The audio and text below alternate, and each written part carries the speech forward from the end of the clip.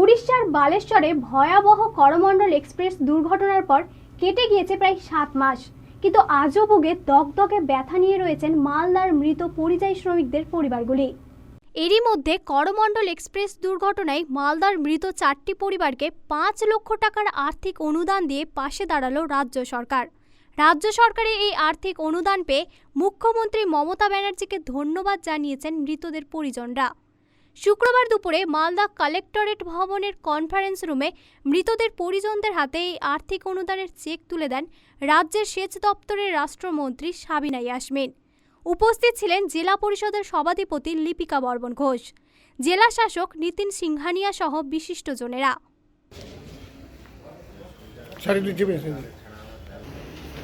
Total আমাদের 23 জন আমাদের নিখোঁজ ছিল, তার মধ্যে সম্পূর্ণ ডেড বডি চলে এসেছিলো, 4 জন আমাদের বাকি ছিল, কারণ বডি শনাক্ত করার মতো পজিশনে ছিল না, টেইমার অনেকজন ছিল।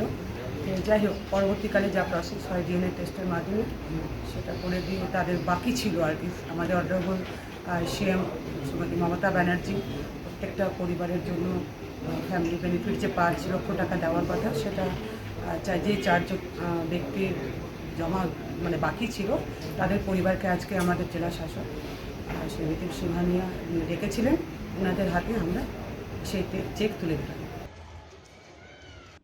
মালদা টুডে।